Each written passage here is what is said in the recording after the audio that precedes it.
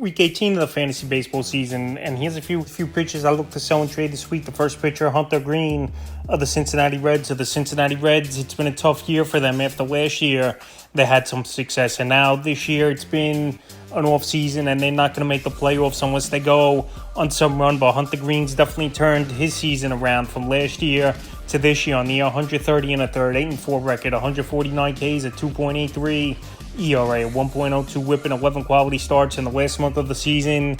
He's been unhittable and the best pitcher in fantasy baseball. 33 innings, 3-0 record, 40 Ks, and 0.27 ERA, 0.58 whip, and 5 quality starts. So right now, while Hunter Greene is hitting on all cylinders, I know he's one of the top prospects in all Major League Baseball a few seasons ago, and he's definitely living up to potential this season. But like I said, on a team in Cincinnati that's not going to make the playoffs, and a 500 team at best, I don't believe it's going to hold up. And the numbers he's putting up aren't sustainable, with an ERA .27 in the last month. July 22nd in Atlanta, 7 innings, got the win.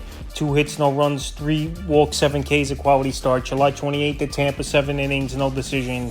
2 hits, no runs, a walk, 5 Ks, a quality start. And August 3rd versus the Giants, 6 innings, got the win. A hit, no runs, a walk, 11 Ks. One thing about Hunter Greene, we know he's a hard thrower, always had a high K rate, and that's one thing that'll definitely stick for him. But the last 5 outings, 5 quality starts in a row in the month of July, like I said, he's been unhittable as Hunter Greene. So right now, with the trade deadline approaching in fantasy baseball in the next couple weeks, this is a perfect time to trade Hunter Greene, and I believe you could get a pitcher and possibly an at-bat for him. That's how good he's been over the last month of the season, and for the most part, the whole season. Next pitcher, Blake Snell of the San Francisco Giants. Blake Snell, Cy Young winner last season. This year, off to a slow start with no spring training, signing late. And now he's obviously really kicked it into gear over the last month, especially coming off a no-hitter. His values have peak value right now after that no-hitter in his last outing. On the year, 56 2/3, 1-3 record, 72 Ks, a 4.29 ERA, 1.13 whip, and 4 quality starts in the last month of the season. 33 innings, 1-0 record, 41 Ks, 0.55 ERA, 0.55 whip, and 4 quality starts. He's gotten his control issues fixed with Blake Snell team. And this Giant team, they almost dealt him at the deadline. They held on to Blake Snell and think they can make a run. And their pitching rotation, I believe, is, if healthy, is one of the deeper rotations in the league now. But Blake Snell, like I said, coming off a no-hitter, this would be the perfect time to sell him off at peak value. July 22nd at the Dodgers, 6 innings, no decision, 4 hits, 2 runs, 2 walks, 4 Ks, a quality start. July 27th versus the Rockies, 6 innings, no decision, 2 hits, no runs, 2 walks, 15 Ks, a quality start. And August 2nd at the Reds, no hitter in that one, 3 walks, 11 Ks in that ball game. So 4 games in a row, quality starts.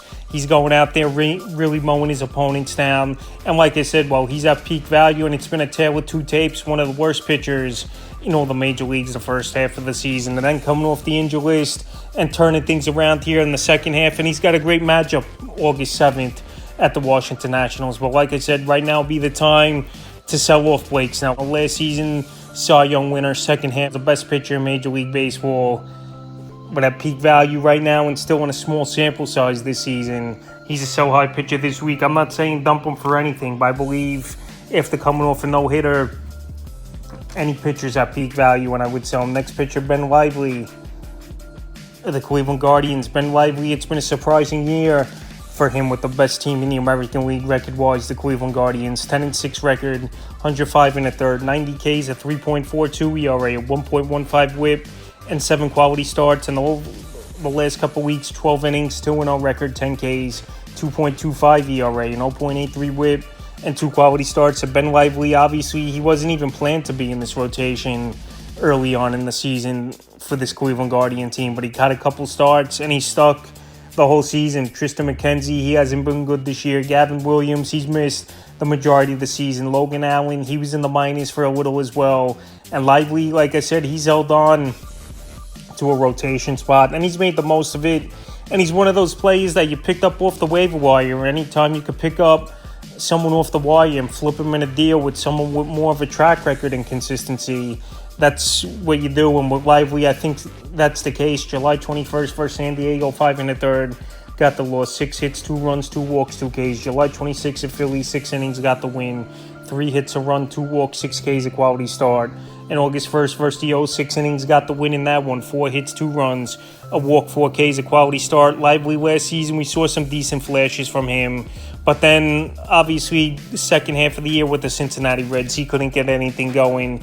And this year, he signed the low contract with this Cleveland Guardian team. And he definitely is having a good season. But like I said, if I could trade him, get someone with more consistency and more upside, this would be the time to do it.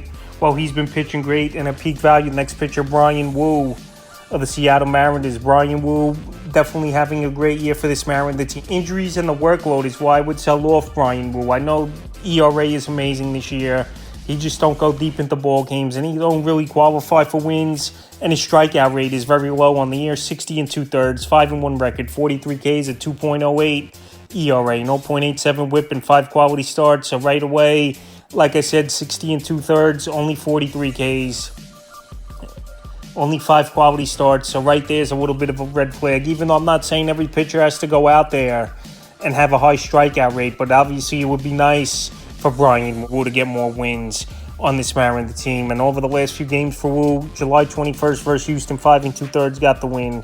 4 hits, 2 runs, 5 Ks. July 27th at the White Sox, 4 innings, no decision. 4 hits, no runs, a walk, 3 Ks. And August 2nd, one of the best outings of his major league career. 7 innings in that one, got the win. 5 hits, no runs, 6 Ks, a quality start. Woo, he needs more length, I believe, going deeper into games, because he's been a 4 or 5 inning pitcher even last season as well when he came up near the All-Star break for this Mariners team and for fantasy owners. So right now, while he's had a great ERA all season, I just don't think Woo is going to be that much of an attraction, especially in points leagues. You don't get a lot of points with the short outings and not qualifying for wins. So in points leagues, if you got Bryan Woo, he's a sell high pitcher this week. And the 5th and final pitcher I look to sell and trade, Sean Manaea of the New York Mets. So Sean Manaea, the last 2 outings, he's been lights out, and he's really moved up the ranking board over the last few weeks for fantasy owners and this New York Mets team. And still out there on the waiver wires, Manaea, in 43% of fantasy leagues on the year. 120 innings, 8-4 record, 122 strikeouts, a 3.39 ERA on the season, 1.16 WHIP, and 8 quality starts. So Manaea's definitely turned the season around over the last month of the season. And in his last 10 starts, he has a 2.28 ERA. So I'm not saying it's 100% fluky, but like I said, this Met team, more times than not, give Manaea good run support. And he's been a pitcher throughout his career where he's been inconsistent. Some seasons, great years, and some years he's just been batting practice, like we saw last season with the Giants. July 24th at the Yankees, 4 2/3, no decision. 3 hits, 2 runs, 4 walks, 4 Ks.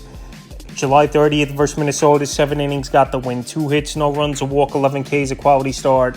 And August 5th at the Cardinals, 7 innings, got the win. 6 hits in that one, no walks, 10 Ks, a quality start. So all of a sudden, the last 2 outings, Manaea's hitting that strike zone in a big way, 21 strikeouts in that time. But I believe this is not going to hold up. I know, like I said, the last 10 starts, he's got a 2.28 ERA. I think he's pitching over his head. And this New York Mets team, anytime Manaea goes out there, for the most part, they've been hitting the baseball well for him. So right now, while Manaea is pitching good and this Met team in the thick of things in the wild card race, trying to sneak in for one of the last spots, I believe you could sell Manaea high. I don't think this is going to keep up the whole season. And his next outing is going to be a middle-of-the-pack matchup at the Seattle Mariners into the weekend. So right now, while Manaea has been one of the best pitchers in fantasy baseball, and like I said, the last couple seasons have been bad years for him, I believe it's not going to last, and I would sell him off before the deadline. So that's a few pitchers I look to sell and trade for Week 18 of the fantasy baseball season.